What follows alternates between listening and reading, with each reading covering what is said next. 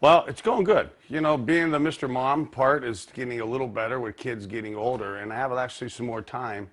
And, you know, like here tonight, being down at the Q and having fun with the Gladiators and with Mr. Gilbert buying the team, that's worked out nice.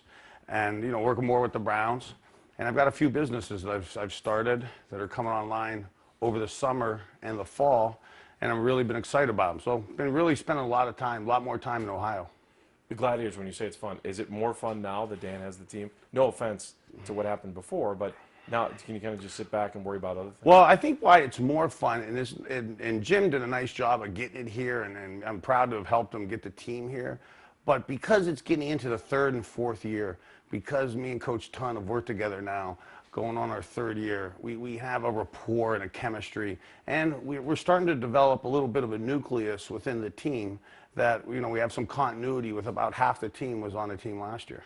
Vern, you like that, going out and finding talent for this team, don't you? Or seeing a guy that maybe you can make a maneuver in the draft or trying to make a move. You love that. Oh, that's been the best, the funnest part of it. I mean, when we brought the team here 4 years ago, doing the trade with John Elway when he was running the Denver team and getting the first pick of the draft and, you know, getting to play against Bon Jovi in the conference finals our first year here and, you know, being in the playoffs basically three of our 4 years and winning the division against Pittsburgh last year. Finding guys is one thing, but also setting the culture and setting the coaching staff in a philosophical thing has been something that's been fun to do.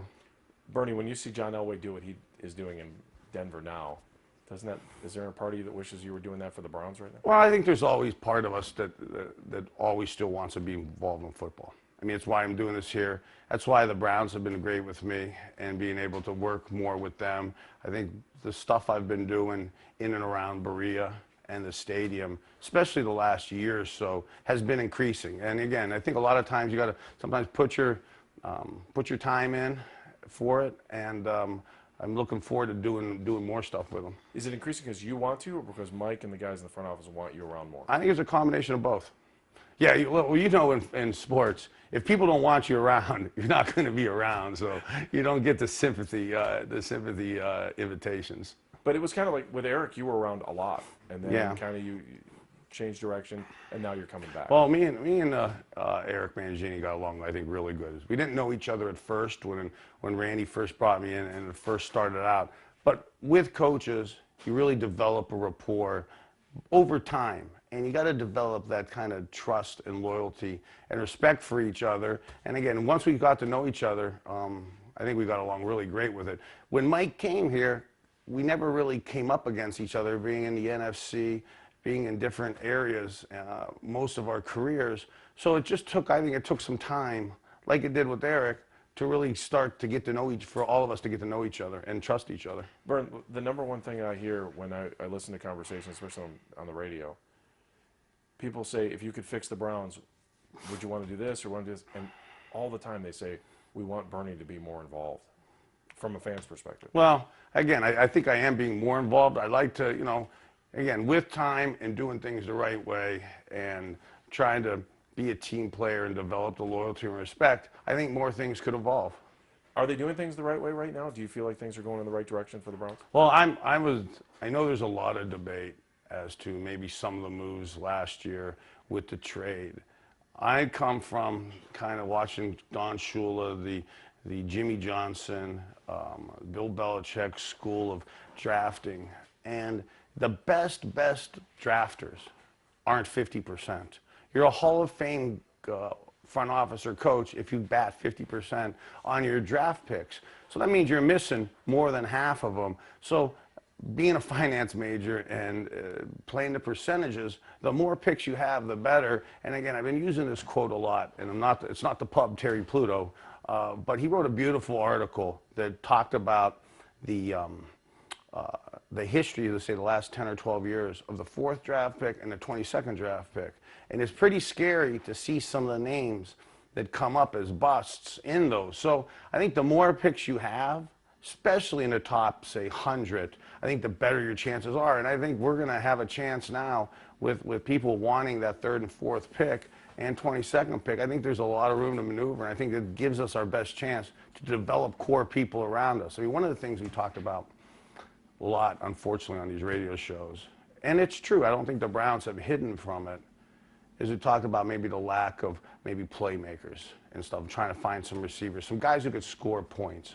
I think we were 31st in the league in offense last year in points scored. Getting tired of seeing first quarters with no points or third quarters with no Yeah, points. and that's something that, again, I no disrespect to coaches and systems and this West Coast or East Coast or old school or new school, but typically good players score good points. And trying to find more people that could make individual plays, like Josh Cribbs has done for us for the last 5 or 6 years, trying to put more guys around us that could be playmakers, and still develop that tough core physical presence that our division has. And I mean, you look at our division with Cincinnati, Pittsburgh, and Baltimore, all three being playoff teams, all being pretty talented teams.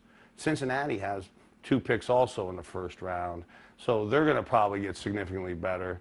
And again, I kind of chuckle at in August of last year, just about all the so-called experts had the Cincinnati Bengals as one of the worst teams in the NFL. And here they are making the playoffs and really having a good draft, a fantastic draft. And Mike Brown's really showed that, you know, he's a very smart football guy. And here they are as a team that made a big turnaround. You know, I think if we could have a draft with 3, again, it's been documented, 3 of the first 37 picks, 4 picks in the first 3 rounds, an opportunity to move around and maybe get some other guys, that could make a big difference if we come out of this draft with 3, 4, 5 different guys who either make plays or start for us. I know it's got to be a fine line. There's, you know, the player, the fan in you, all these things. When the NFL Network comes out and says the Browns are going to start the season 0-13, does that get you a little fired up? Yeah, I'm glad I didn't see that. As much as I watched those shows, I'm glad I didn't take a look at that. You didn't miss one. Yeah, again, it's incredibly early. Look, they had Cincinnati in the coffin before last season. There's a lot that's going to go on, even still maybe piecing in a couple of supplemental, maybe free agent type guys and this draft. It's way too early to tell. And again, I think Colt McCoy, coming off of last year, where basically it was his first year starting, I know I had the most confidence and made the biggest leap from my first to second year after starting. So I think there's something that, you know, he could come into the season pretty confident and positive about his ability to grow and try to lead this team. How do you do that, though, when it's been very public that the team went after RG3? I mean, you look at Colt McCoy, and there are so many people that want to go out there and say, give this guy some weapons around him and give him a chance to grow.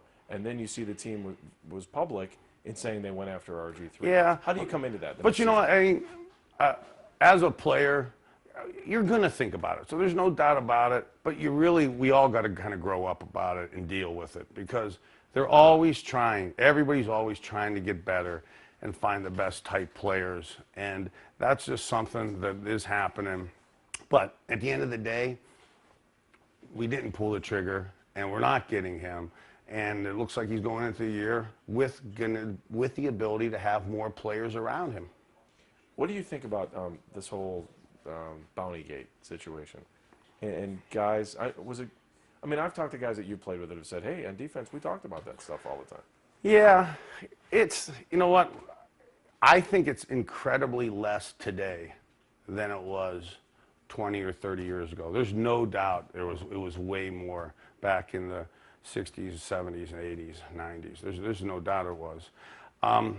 I kind of chuckled about, I know when I played, we just anticipated it, and I kind of liked that they had it out for you, because at least it meant that you were worth something, and that they were worried about you, and they considered you a good player. But you're having fun right now. You're doing this, and it's still, is it enough for your football, this, and just doing a little bit of radio and hanging out? Is that, or do you feel? Well, like I said, I'm over at Berea. One of the ways and working some with the Browns and starting to work more with them, but one of the quickest ways to not work more is to always talk about when you're over there and what you're doing, because that isn't how you're going to move up in the NFL circles to run a team. So just because sometimes people don't see a lot of the things, it doesn't mean that things aren't happening.